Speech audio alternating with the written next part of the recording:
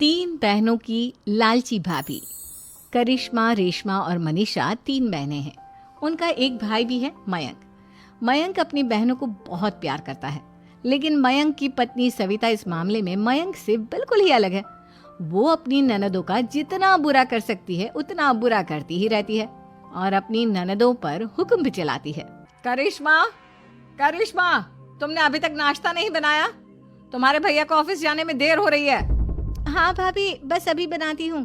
करिश्मा, तुम ये ढीलापन छोड़ दो। कल को पराए घर जाना है। वहाँ अगर तुम इस तरह से काम करोगी तो लोग क्या कहेंगे कि माँ ने और भाभी ने कुछ सिखाया नहीं। और तुम्हारी दोनों बहनें कहाँ हैं? अब रेशमा मार्केट गई है और मनीषा सो रही है। क्या? सुबह के 8 बज रहे हैं और ये महारानी अभी भी सो रही है? ये कहते हुए सविता अपनी सास दुर्गा देवी के पास जाती है। माँ जी, देख रही हो अपनी बेटियों के तौर तरीके? क्या हुआ बहू, सुबह सुबह क्या कर दिया मेरी बेटियों ने? अरे एक तो अभी अभी उठकर किचन में गई है, दूसरी सुबह सुबह बाहर चली गई और तीसरी अभी तक सो रही है। क्या करूं मैं इन तीनों का, मैं तो परेशान हो गई हूँ। जा जाकर उठा उसे और रेशमा से मैं बात करती हूँ। सविता सीधा मनीषा के कमरे में जाती है और उससे कहती है, महारानी जल्दी उठो, सूरज सर पर आ गया है। भाभी थोड़ी देर और सोने दो ना, मैं रात को लेट सोई थी। वो क्या ना, यूनिट टेस्ट चल रहे हैं। शराफत से उठती है या नहीं, या फिर पानी की भरी बाल्टी डालूं तेरे ऊपर? नहीं नहीं भाभी, मुझे बिस्तर में नहीं लाना, उठती हूँ मैं। मनीषा जल्दी से उठकर बाथरूम में चली जाती है।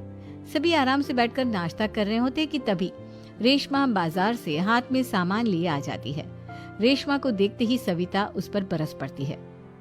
लो, आ गई महारानी। ऐसा भी क्या सामान लाना था जो सुबह आंख मलते ही बाजार की तरफ रवाना हो गई?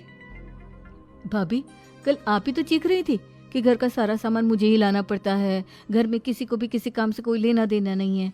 अब मैं बाजार जाकर सामान ले आई तो आपको इस बात से भी तकलीफ हो रही है? देख रही हो माँ जी, अपनी बेटी की जुबान कैंची से भी तेज चलती है। और मयंक, आप तो कुछ कहेंगे नहीं अपनी लाडली बहन को?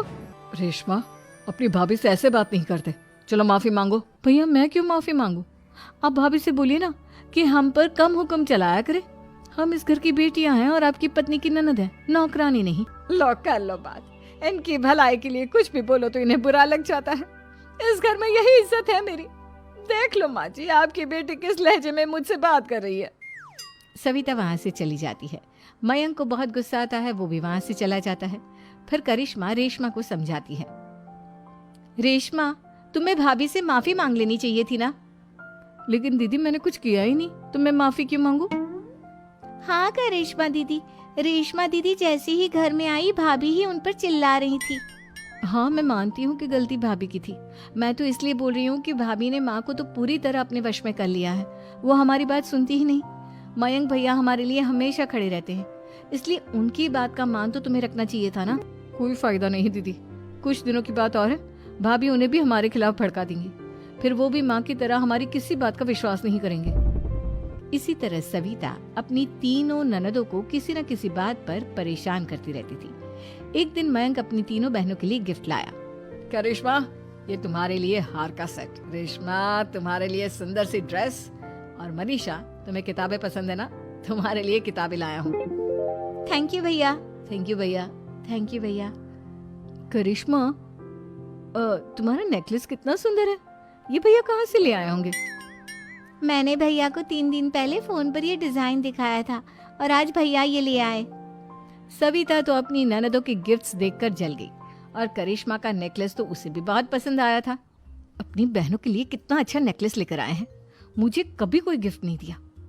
मैं आज ही ये हार चुरा लूंगी। रात में सविता करिश्मा का हार चुरा लेती है और इसी तरह उसे अपनी ननदों की जो भी चीज अच्छी लगती वो उसे मांगती नहीं, बल्कि रात के अंधेरे में चुरा लेती। इसी तरह दिन बीतते गए और सविता ने मयंक के दिल में भी उसकी बहनों के लिए नफरत पैदा कर दी। एक दिन मयंक ने करिश्मा और रेशमा के लिए रिश्ता देखा और ये बात उसने घर में सबको बताई। माँ, करिश्मा और रेशमा के लिए बहुत अच्छा रिश्ता आया है, वो लोग कल इन्हें देखने आ रहे हैं। आप और सविता मिलकर सारी तैयारी कर लेना। ये सुनकर करिश्मा और रेशमा खुश हो जाती हैं।